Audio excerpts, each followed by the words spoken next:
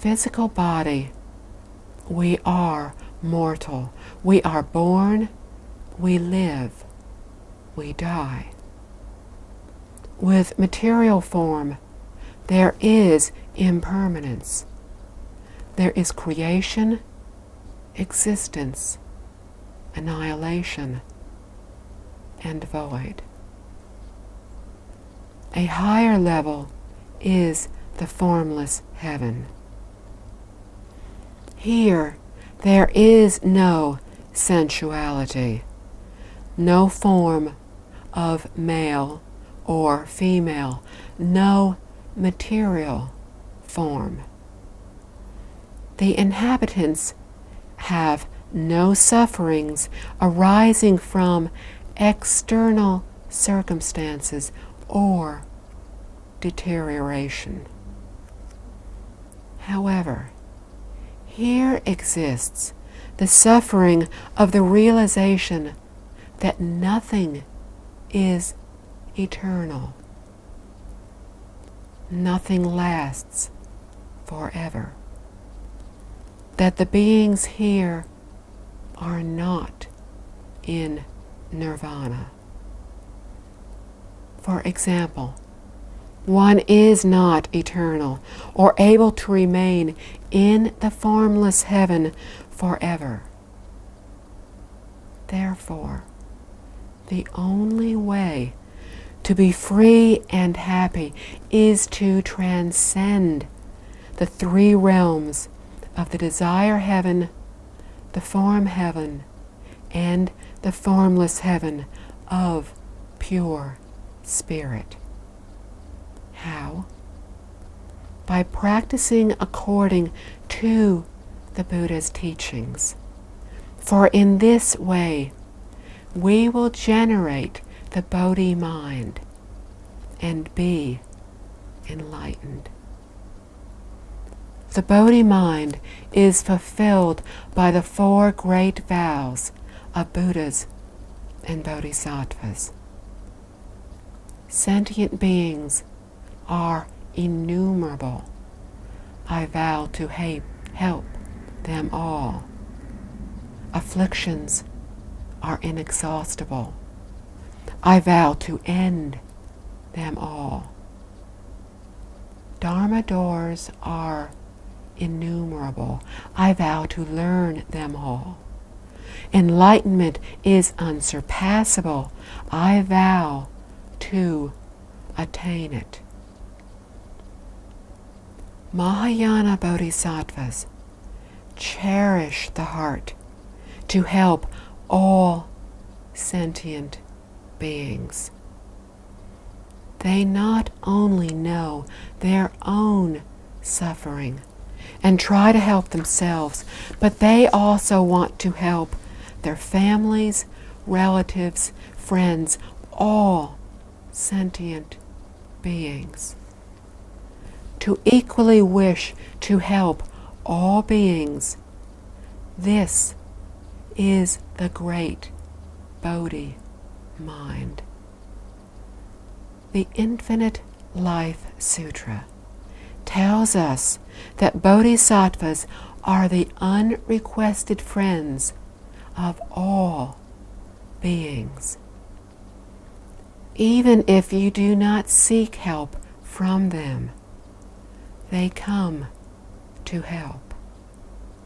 They voluntarily introduce Buddhism to all. And this is the pure cause of a bodhisattva. To help all beings, we need to first know how to help ourselves. To do this, we first free ourselves from worries and afflictions. It is important for us to follow the four great vows in the order listed. However, some practitioners practice the third vow of the various methods before they practice the second vow to end all afflictions. of the four great vows. They want to achieve the latter two, of learning all methods and attaining enlightenment, before vowing to help all beings and ending all afflictions. Their attempts are like trying to build the third and fourth floor of a building before beginning to build the first and second floors. Today, there are many practitioners, but few of them have succeeded. Why? They do not understand that first they needed to vow to help all sentient beings. For this great compassion is a critical driving force for us to truly study and practice.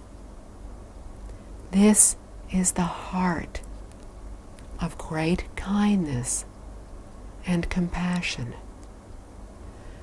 Nor did they begin with prerequisites of eliminating delusions, greed, attachments, and ignorance, which disturb and distress the mind. There are so many beings waiting for us to help them break away from their suffering. If we have no virtue, no knowledge, no wisdom, no ability, how can we help others? We do not attain Buddhahood for ourselves. This is the power of great kindness and compassion. Years ago, when I first started to study with my late teacher, Mr. Lee, he placed 3 restrictions on me. First, I was to follow only his lecturing or teaching. Second, I was to read no books or reference materials without his permission.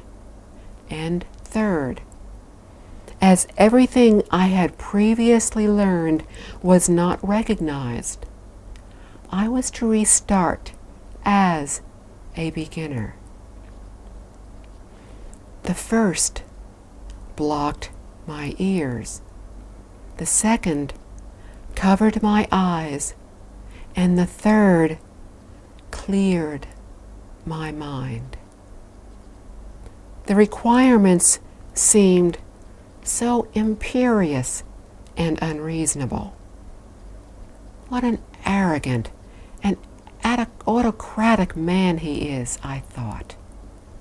Yet, I still accepted his restrictions and learned from him. I did not realize that these restrictions were precepts to help me cut off my afflictions. My mind became purer, with less wandering thoughts, after following his restrictions for just 6 months. His method helped me to practice the second great vow to end all afflictions. I became very grateful to him. Although he had only asked me to follow his requirements for 5 years, I volunteered to extend my study for another 5. After 10 years as his student and abiding by his rules, I had established a solid foundation in Buddhism. Thus, he lifted the ban and encouraged me to broaden my field of study. In other words, I could listen to any teacher, even ones with deviated thoughts. I could read any books. Why?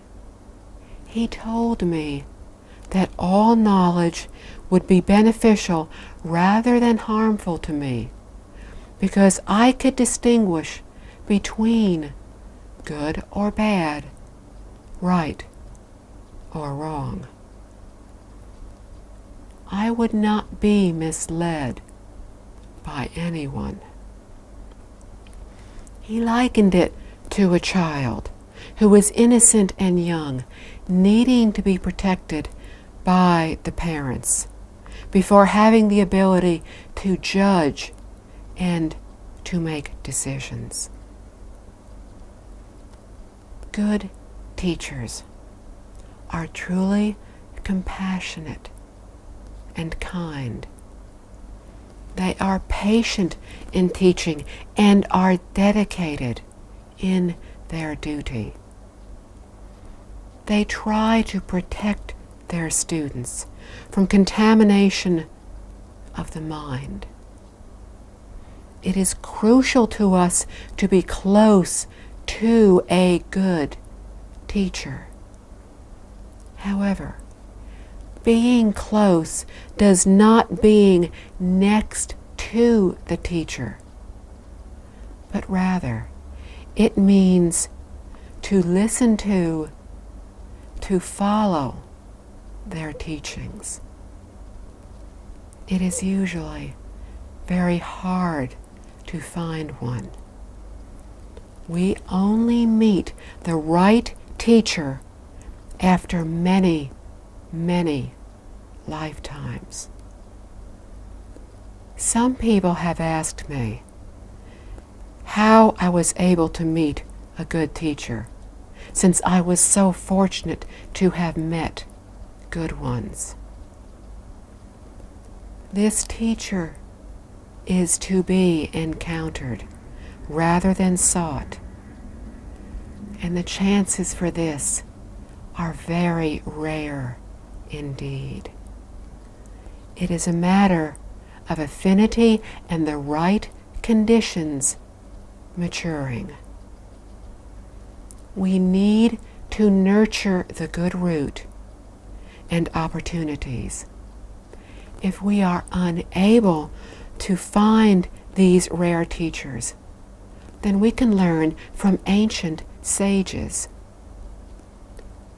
Mr. Lee modestly told me that he only had the ability to teach me for 5 years. He encouraged me to continue my studying by learning from his teacher, the late Master Ingguang. He advised me not to emulate people who were famous Buddhist scholars, who were knowledgeable in Buddhist studies, but who had attained no achievement in cultivation. Master Ingguang was currently the best teacher. When we cannot find the true knowledge of goodness in current teachers, we can turn to ancient sages. There have been many people who have succeeded with this method. The first person in China to take an ancient master as his teacher was Mencius. He learned from Confucius, who had left his writings for later generations to learn from. Mencius only read Confucius' books and followed his teachings exclusively. He is acknowledged as a great sage, as was Confucius. After Mencius, there were many others who succeeded in their academic pursuits using the same method. Another example is Master O.E. of the Ming Dynasty, who was a patriarch of the Pure Land School. As for finding a good teacher today, do not follow me. I am not eligible to be a teacher.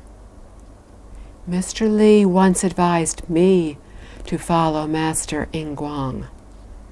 I recommend that you select the best teacher, Buddha, Amitabha, and the Infinite Life Sutra, for your practice.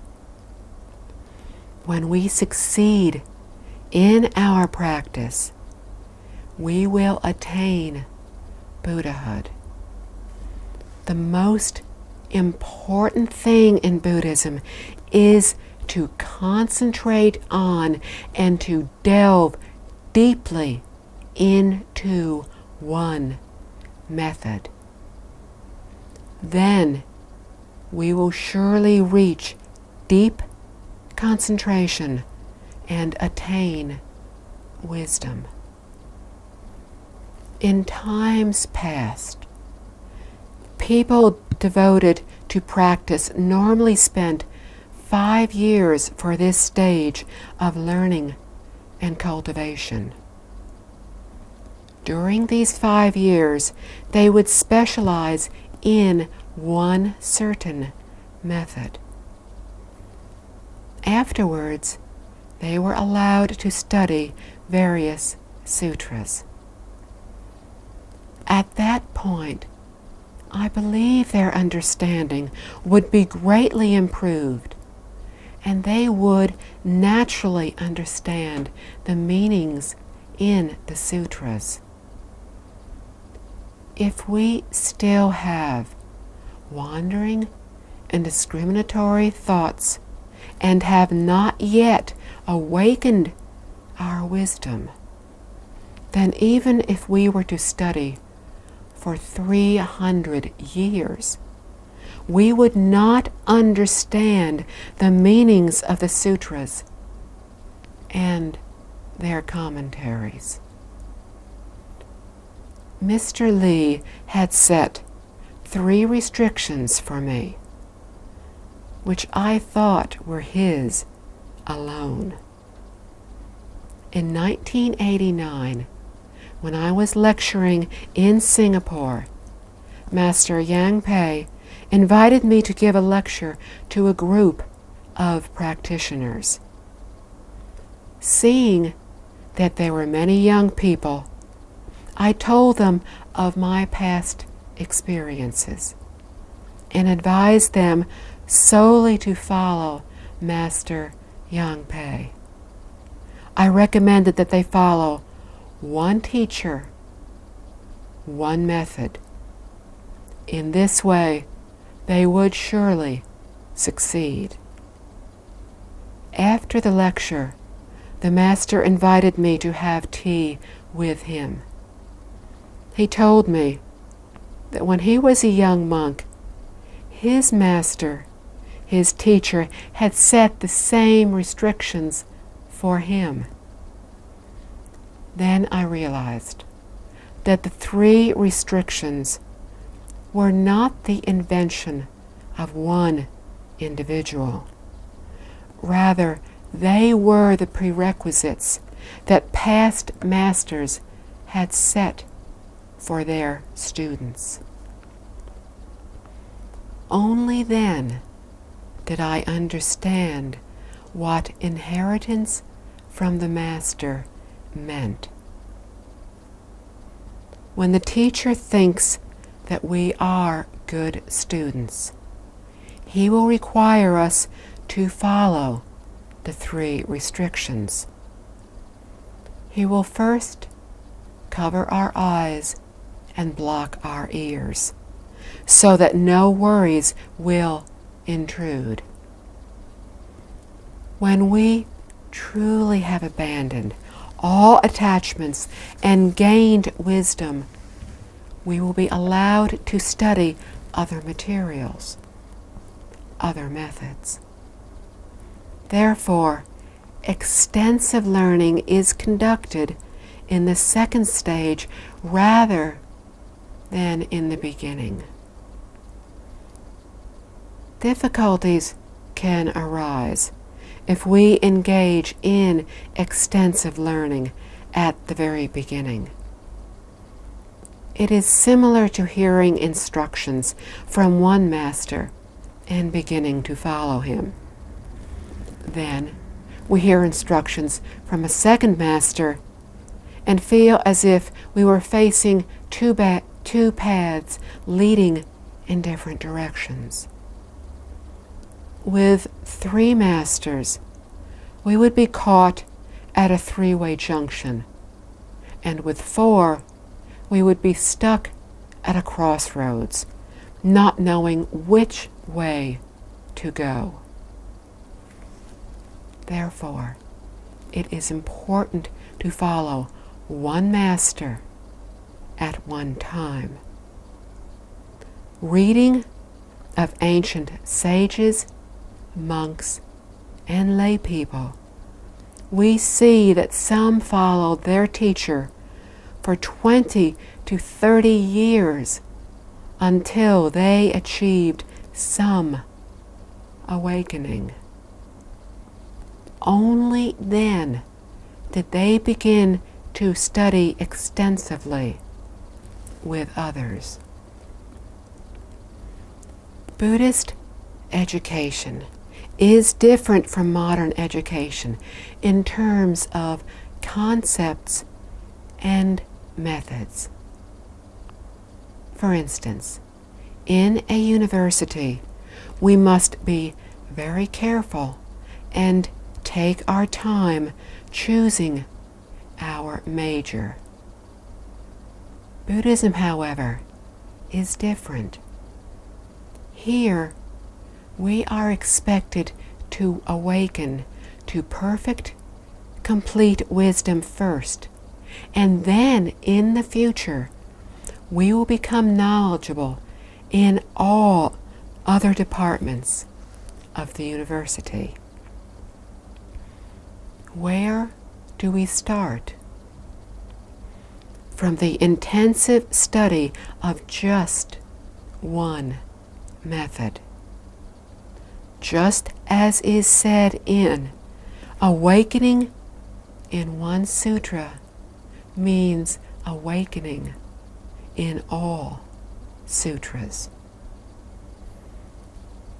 What does awakening mean? Awakened means to have attained wisdom. Modern education is similar to building a pyramid. We read extensively and then narrow the scope of learning to specialize in one subject. This is a way of progressing from extensive to intensive learning. But no matter how tall the pyramid or how large its base, the pyramid has its zenith. Buddhism is different. It is like a tree with roots, trunk, branches, leaves, and finally fruits. It is an infinite process, starting from one point, the root, and then developing into the great perfection of the self, nature. The result is that we understand everything. Worldly knowledge has its limitations, after which there is no more to learn. Buddhism, however, is boundless. The wisdom of Buddhism is beyond the comprehension of average people. Buddhism may seem ordinary at the beginning, but the achievements we make later are inconceivable. On the contrary, worldly studies initially appear extensive and comprehensive, but in the end, they provide no lasting achievement. By following the 4 great vows, we will eventually uncover our original self-nature. In the Flower Adornment Sutra, Suddhana served as a role model for our cultivation. He not only taught us the principles and methods, but also how to apply them in our daily lives. Manjushri Bodhisattva, Suddhana's first teacher, instructed him to follow the aforementioned 3 restrictions and to sever all afflictions, to accomplish self-discipline, deep concentration, and wisdom. After Suddhana had attained original wisdom, Manjushri Bodhisattva then allowed him to travel extensively and to learn other methods by visiting 53 spiritual guides who represented different occupations and levels in society.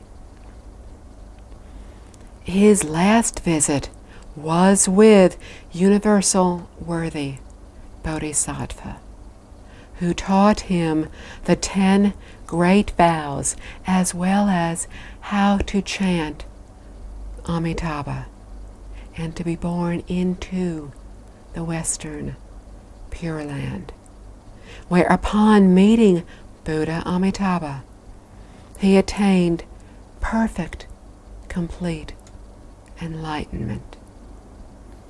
Without being born into the Pure Land and meeting Amitabha, we will only fulfill the 2nd and 3rd vow of severing all afflictions and mastering all methods, but we will find it difficult to attain Buddhahood.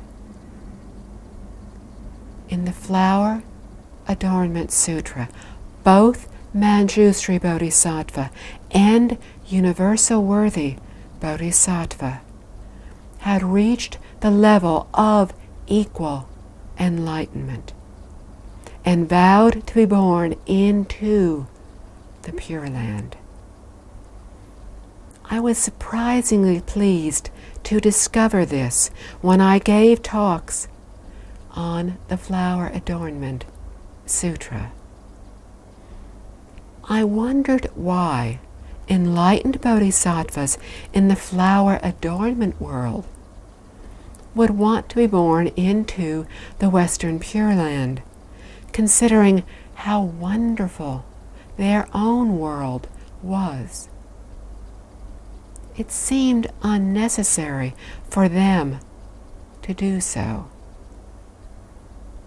After thinking about it, I realized that they had vowed to go there to be able to attain Buddhahood in a short time.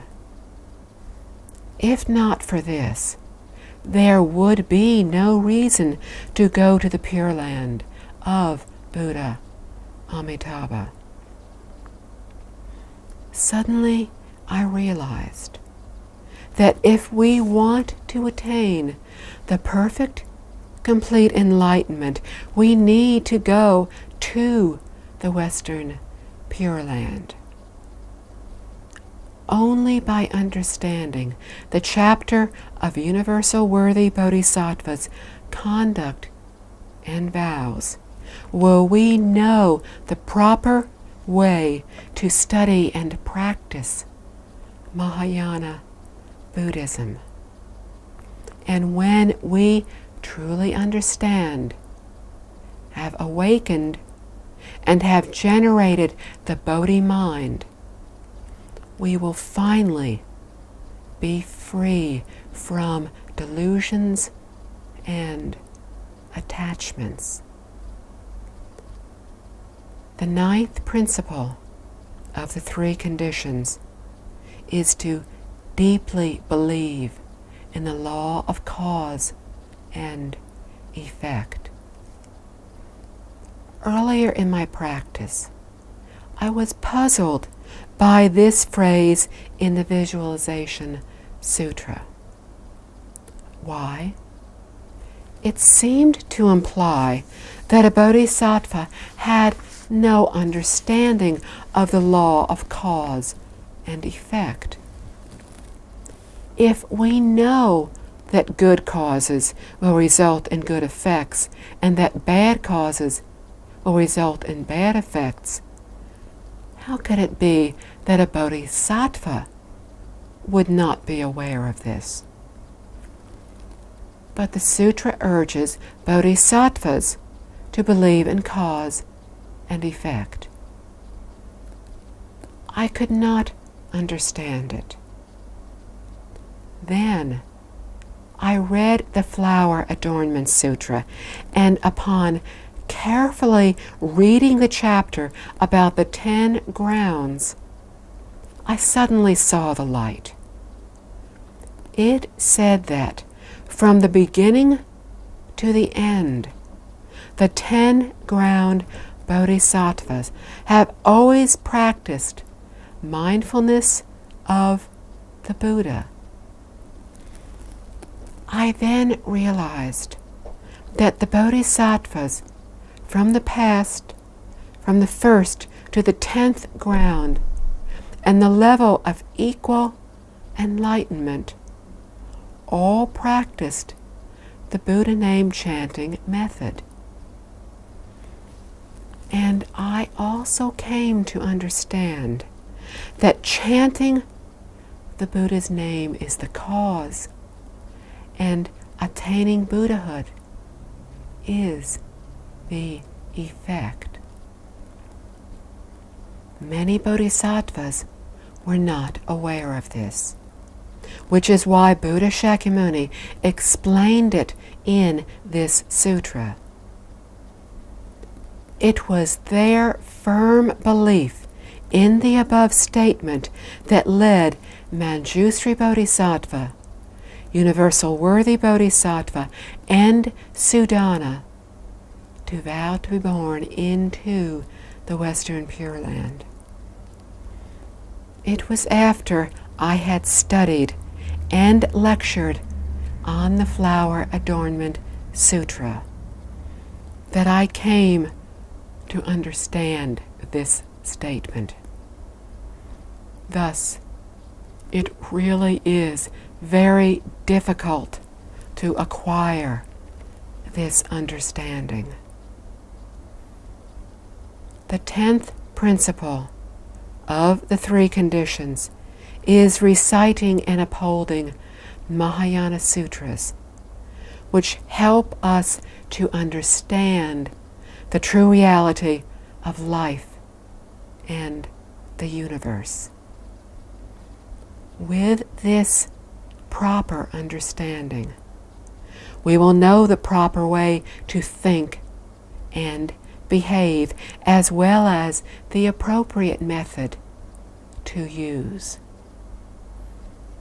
Only when we truly accord with the teachings of the sutra will we benefit. As practitioners, the least we need to do is to participate in the daily morning and evening ceremonies. The purpose of the morning session is to start a new day by reminding ourselves to base our thought and behavior on Buddha's teachings. The purpose of the evening session is to reflect on whether we have followed the instructions. If not, then we need to urgently regret and vow to correct our mistakes. For the sessions, Pure Land practitioners used to recite the Amitabha Sutra, chant the rebirth mantra 3 times, and then follow by chanting Amitabha. The more times they chanted Amitabha, the better the result. This practice of single-mindedness was the same for the morning and the evening. The Amitabha Sutra appears simple, but is actually extremely profound. To recite and benefit, we need a pure, a quiet heart. The second time I lectured on the commentary of the Amitabha Sutra, it took over 300 sessions, which is an indication of the level of complexity. I now recommend the Infinite Life Sutra, which is easier to understand both in language and meaning. Since many people lead such busy lives, I suggest reciting Chapter 6 for the morning session, which is comprised of the 48 vows of Buddha Amitabha. It is the core of Pure Land Buddhism, because true cultivators need to have the same compassion and vows as those of Buddha Amitabha. For the evening session, I recommend reading chapters 32 through chapter 37, in which the Buddha teaches us how to end all wrongdoings, practice good conduct, and how to interact with objects, matters, and people in our daily living. If we can follow at least these chapters, then we abide by the precepts. If we can follow the above practices, be mindful of Buddha Amitabha, and abide by the teachings in these 6 chapters, we would have the same mind, vows, understanding, and practice of Buddha Amitabha, and then we are Buddha Amitabha.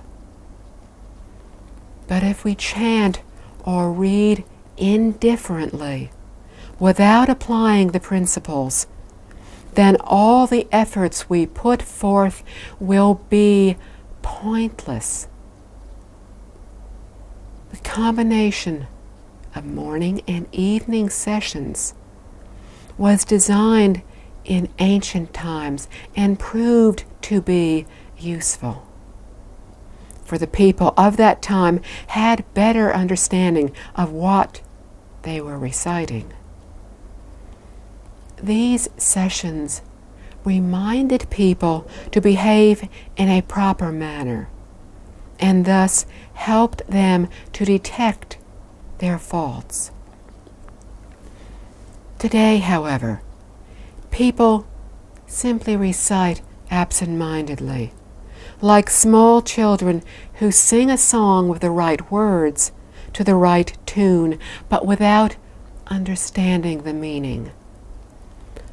Only when we become aware of the purpose and method of the chanting of the sutra can we actually achieve any result. My late teacher, Mr. Lee, always told his students that when they listened to the lectures, they needed to concentrate on understanding the principles in the sutra, not the words themselves. These principles are the laws governing the Buddha's teachings as well as worldly teachings. One who thoroughly understands the principles of one sutra can use them to master all sutras. In other words, the student must conscientiously follow the methods taught by the teacher and do so wholeheartedly without being distracted by anything new and different. To develop the paramita of patience, we need to persevere in our cultivation. People may recommend other methods or sutras as a better choice. Do not listen to them. Do not pay attention to them or until we have attained wisdom.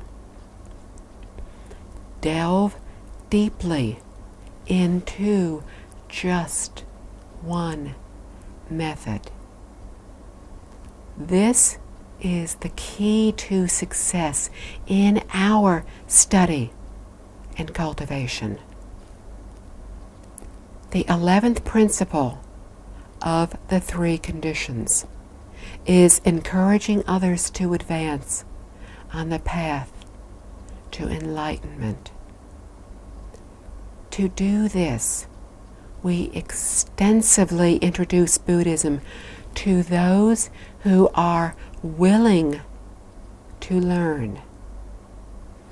While the first 10 principles of the 3 conditions are for self-benefit and cultivation, the 11th is to encourage and help others to understand and practice Buddhism.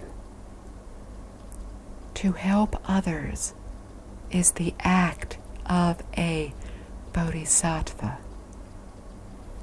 By fulfilling all the principles of the 3 conditions, from practicing filial piety for parents to encouraging others on the path to enlightenment, we will become the good men and women of the Mahayana Sutras. The Earth Treasure Sutra tells us that if we chant the name, make offerings to Earth Treasure Bodhisattva, and accord with the teachings, then we can be born into the 33rd heaven 100 times without falling into the 3 bad realms. In our world, we are considered good men or good women after fulfilling the first condition. The criteria in the Theravada teachings requires us to meet the first and second conditions. However, in the Mahayana teachings, we are required to meet all 3 conditions. Therefore, when reading sutras, we need to ask ourselves whether or not we are qualified to be good men, good women. How much have I achieved? Does my conduct conform to the standards set forth in the Mahayana teachings? The three conditions are the basis for individual cultivation, whereas the 6 principles of harmony are the basis for group cultivation. The Sangha is a group of 4 or more people who practice the Buddha's teachings together, especially the 6 principles of harmony. They are sharing the same viewpoints or goals, abiding by the same precepts or rules, living and practicing together harmoniously, not quarreling, experiencing the inner peace and happiness from practicing together harmoniously, and sharing benefits harmoniously. Sharing the same viewpoints or goals means mutual understanding or agreement. A group needs to share the same viewpoints of the principles and methods for study and practice. This is the basis for harmonious group cultivation. If a society is to remain stable, its members need to live in harmony. Only harmony can draw us together in terms of opinions, ideas, and ways of life. In other words, being harmonious can minimize the difference in human relations and improve equality. After that, peace, and then finally happiness can be achieved. To attain happiness, we must have a peaceful heart and body. Both Buddhist and worldly teachings emphasize the importance of harmony and respect. A few years ago, I went to Beijing and visited the Forbidden City, where there are 3 main palaces, the names of which all contain the word harmony. This shows that the early emperors of the Qing dynasty, the last dynasty, tried to rule the country with harmony. However, the disharmony which plagued the imperial family at the beginning of this century ended the dynasty. Therefore, harmony is crucial for lasting peace and happiness. Buddha Shakyamuni provided innumerable methods for practice, but he did not intend that we try them all. We need to find the one that is most appropriate for us, and then remember that the key lies in exclusive pursuit. In ancient times, the Pure Land School adopted 3 sutras and 1 sastra. Now we emphasize 5 sutras and 1 sastra, or commentary. As stated in an ancient Chinese textbook, of all the teaching principles, exclusive pursuit is the most important. Suppose, for example, some people like the Infinite Life Sutra, while others prefer the Amitabha Sutra. Can these two groups merge into one? They may merge, but they cannot practice together harmoniously. For when one half begins to recite the Infinite Life Sutra, the other half will begin to recite the Amitabha Sutra. In order to cultivate and create group unity, it will be necessary to set up two separate way places. This explains why there are so many different way places, even though we are all Pure Land practitioners. The same principle applies to choosing sutras with multiple commentaries. Which one will we use? This will result in a further setting up of way places. The same process can even occur when deciding which form of chanting to follow. Some prefer to chant slowly, Namo Amitabha, while others prefer a very fast Amitabha, Amitabha, Amitabha. It would be very difficult for the two groups to practice harmoniously together. The people in ancient way places were able to achieve because everyone shared the same viewpoints and goals and practiced the same methods without intermingling. Their very atmosphere was conducive to magnificence and peace. Thus, though all those who entered naturally gave way to respect.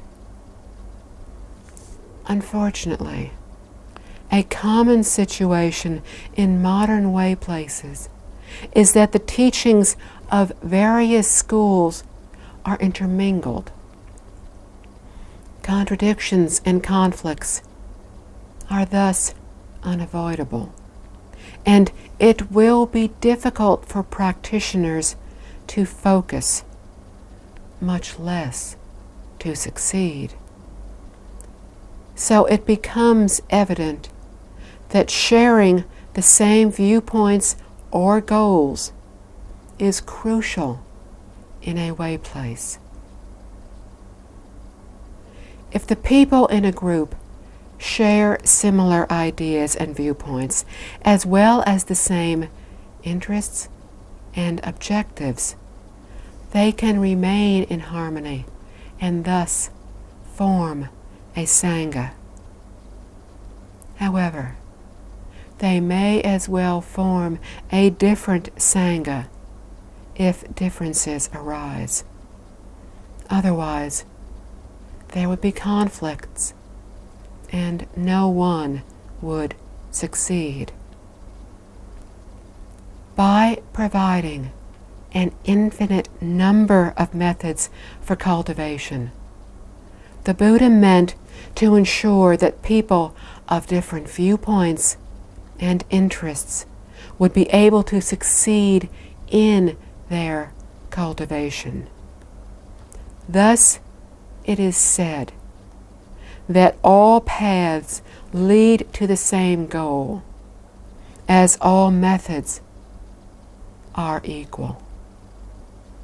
This demonstrates the Buddha's great, compassionate heart, as he never forces anyone to practice one particular method.